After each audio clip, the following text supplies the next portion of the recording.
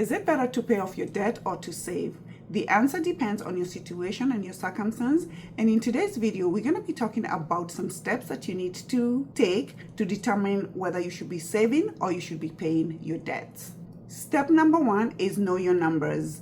In this situation, this is where you must have a clear budget of all your money and where your money is going. Because if you have to determine whether you want to save or you want to pay debt, you have to have a budget that is really thoroughly worked through, where you know all your expenses, you know your income, you know all your discretionary money, so that if you know all these numbers, now you can know what is my discretionary, how much am I left with that I'm determining whether I'm going to be paying debt with or I'm going to be saving.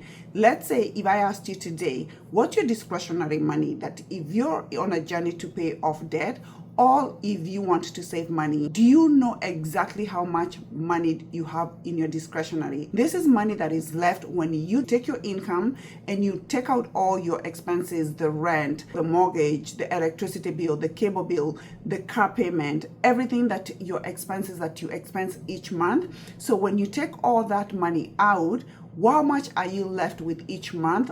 That will determine whether you will be able to pay off your debt. So that's number one. Step number two is building a starter emergency fund. And this is not your regular emergency fund. Here I'm talking about at least $500 to $1,000, which I'm calling a cash buffer. And the reason I'm calling it a buffer is because things happen. Fine, our car breaks down, a tire, you're driving somewhere, a tire breaks, something happens, and maybe you don't even have cash in your bank account to cover all those expenses. So before you even determine whether you want to save, whether you want to pay debts, it's very, very important to determine and to make sure that you have a buffer, that if something happens to you or if something happens in your house, that you're able to come up with at least $500 or $1,000. Because a recent survey from US Today just actually showed that 42% of Americans do not have $500 that they can cover if something happens. So just make sure before you determine whether you want to pay off your debt or to start savings that you have that buffer. And that buffer is just for when certain emergencies happen. This is not like a loss of a job or anything. This is just for regular emergencies. Step number three is understanding how much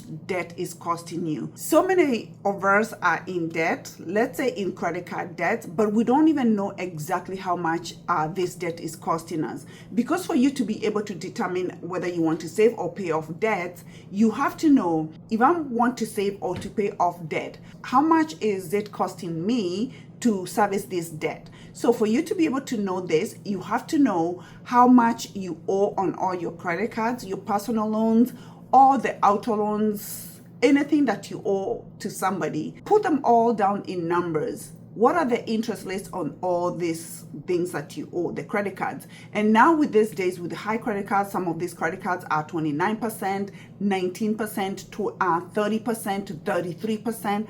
The credit cards fees, interest rates are really so crazy these days. So for you to be able to determine that, figure out how much am I servicing this debt. And here I have an example. Like if you had a $7,500 credit card debt and you're paying 29% in interest, if you only pay the minimum, it will take you 113 months to pay that. And that's almost 10 years. And the cost of that will cost you $14,924 in interest.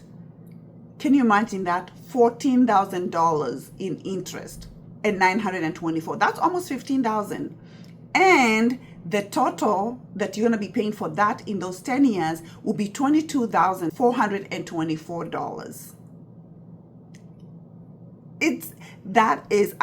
That's how much. That's almost more than 3 times the amount of money that you owe. So you see, this debt is already costing you a lot of money. But if you decide, hey, I want to pay extra money. Let's say you had 250. Let's say you add 250 extra per month. this debt you'll be able to be done in 22 months. That's under 2 years by only adding $250 each month. And the interest on that is $2,300. It's gonna buy you back 8 years, and you're gonna be saving $11,700. So you see, if you decide to say, okay, I want to save money, how much is your bank giving you? How much is this savings account that's gonna be giving you that amount? So for me, servicing those high interest debt is key. So know your numbers, know how much you're servicing this debt and how much it's costing you, because if the debt is costing you a lot of money, there is no way that it's gonna make sense for you to be able to start saving money while this debt is costing you all that. And if you want to know how to pay debt, I recently did a video on how to pay off debt using the snowball or the avalanche method. So make sure to watch it here. I'll link it here so that you can be able to see how you're going to be able to pay your debts with that method. Step number 4 is finding your balance. What do I mean by finding your balance? If, let's say, for example, you don't have high interest credit cards and you want to save money, by all means, find your balance. Look at all your debts. Look how much they're costing you. And if they are not that high, if you have a card or something that you're paying like 3%, and let's say that you're getting a high savings account that's giving you 10%, I don't know where you're gonna find that, or high 7%, by all means, if you take the calculation and find if that's the best way for you, by all means, go ahead and do that. Step number 5 is to fully fund your emergency fund savings. And here, once you pay off your high interest credit cards, it's now time for you to start saving and funding your 3 to 6 months of essential expenses. This is your mortgage, we talked about that, your rent, your car payment, everything that you spend in a month, because we never know what can happen. You can lose your job, medical, you can get sick, just stuff happens in life. So this is now where you start saving for 3 to 6 months of your essentials. And I know you're saying, how am I going to be able to afford to pay to fund 3 to 6 months? Start small. If you're not in a position to even fund a month, start with 500 and just go and start growing it incrementally until you reach 1 month. What I find is that a lot of people usually don't have emergency funds because they think when we say, or when people say to save 3 to 6 months, that number feels so big, because let's say your expenses in a month are $6,000 and you're thinking, how am I going to save $6,000 to $18,000? 6 months is that's $36,000, and we start thinking and telling our minds, oh my goodness, how am I going to be able to pay all this? And that deters people from saving for the emergency. But once you determine that, you know what, I am going to do this, you start small. Start with $500. If you can't do $500, start with at least something. $200. And once you start, I feel like the snowball effect of starting, it's very, very powerful. So start with 200, keep adding to it to 500. Then eventually it's gonna be $1,000. Then after $1,000, you're gonna be able to fully fund at least even 1 month. And I'm sure once you fund that 1 month, it's gonna give you the confidence to say, oh my goodness, look at this, I've been able to fund a whole month. And then what I usually recommend is, when you fund that 1 month, you always also want to have a buffer on top, because sometimes when we talk about the emergency funds for 3 to 6 months, we usually plan for it for, let's say, when we lose a job, but we don't think about, okay, I'm not working.